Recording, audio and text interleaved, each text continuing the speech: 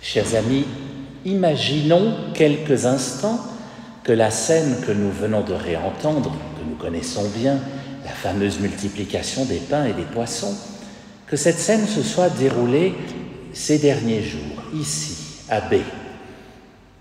Essayons d'imaginer le traitement qu'en auraient fait nos médias.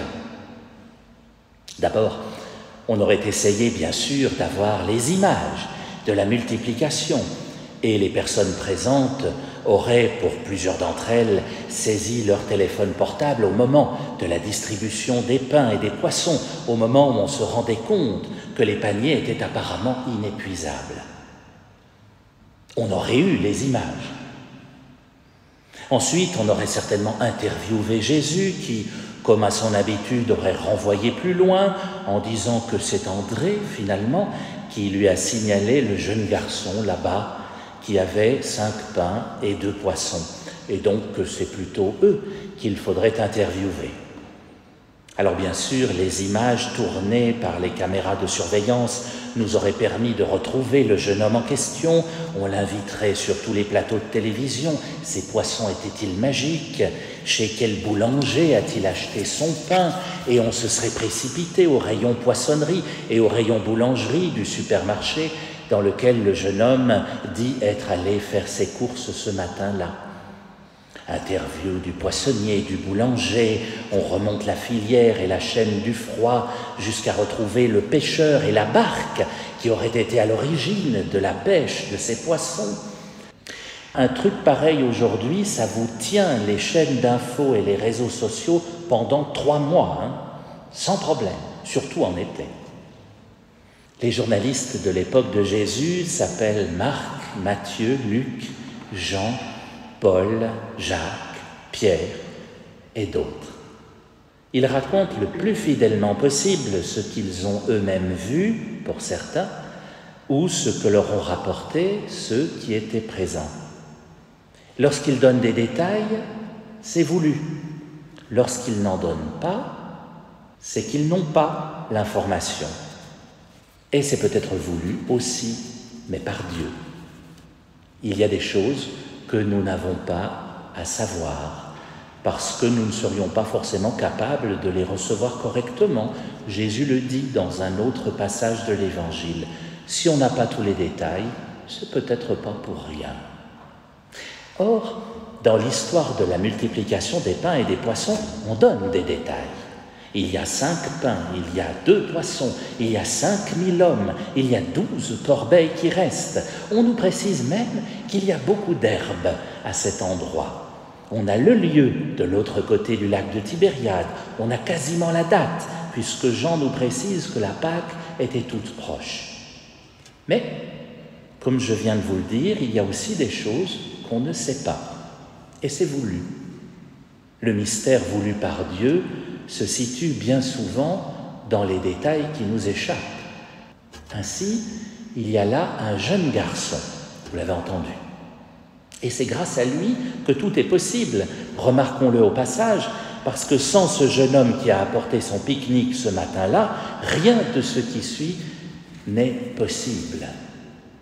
Que sait-on de ce jeune homme? Rien. Nous en parle-t-on plus tard? Non.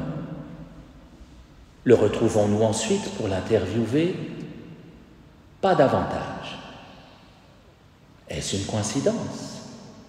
On serait tenté de répondre oui, s'il n'y avait pas la première lecture. Car dans le livre des Rois, le récit de la première multiplication des pains dans l'Ancien Testament par Élisée, eh bien cette première multiplication est rendue possible par qui?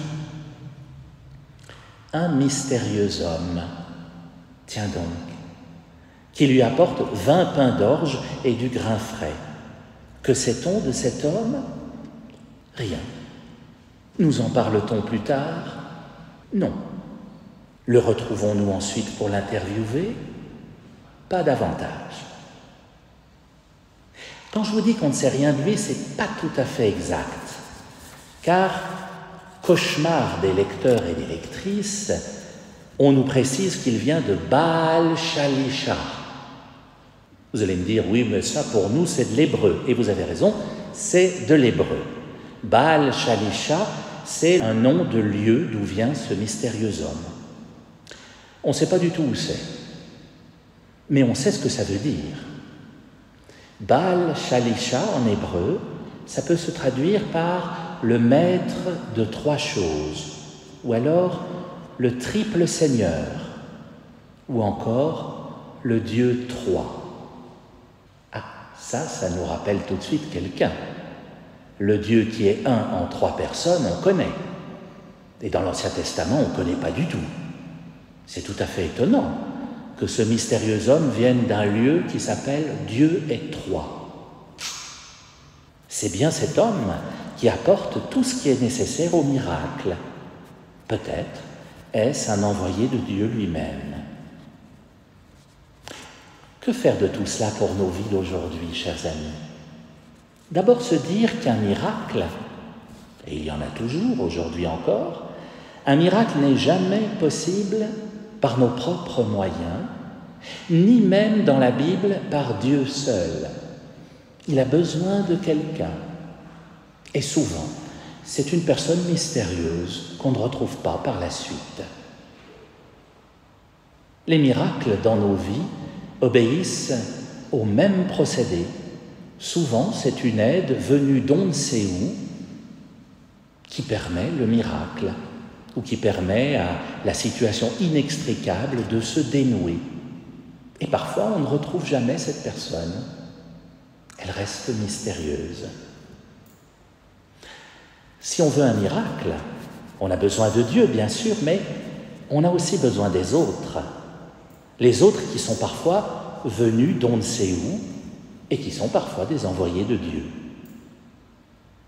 Enfin, je crois aussi qu'on peut retenir de cette histoire que pour qu'il y ait un miracle, pour sortir de ce qui nous semble une impasse, il faut encore y mettre tout ce que Paul nous détaillait dans la 2e lecture. Humilité, douceur, patience entre nous, se supporter les uns les autres avec amour, rechercher l'unité dans l'esprit par le lien de la paix, disait Paul. Vaste programme. Vaste programme, mais pas du tout impossible à réaliser à vue humaine, beaucoup moins que de multiplier des pains et des poissons à l'infini. Vaste programme, mais possible. Et il est temps, je crois, de nous atteler à ce programme de vie que nous propose Paul. Humilité d'abord, c'est-à-dire cesser de croire qu'on peut s'en sortir tout seul. C'est d'abord ça l'humilité.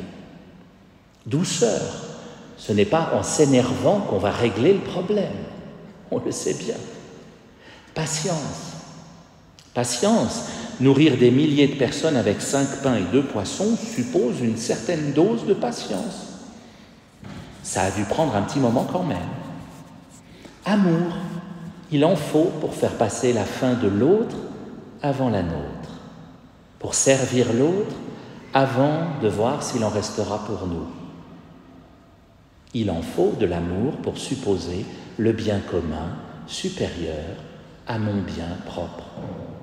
Unité, enfin, il en a fallu au jeune homme pour donner tout ce qu'il avait, afin de réaliser l'unité de cette foule, comme pour chacun de nous, pour faire unité avec notre communauté. C'est ainsi que vient la paix, si l'on en croit Paul, et c'est ainsi que chacune, chacun de nous peut être nourri.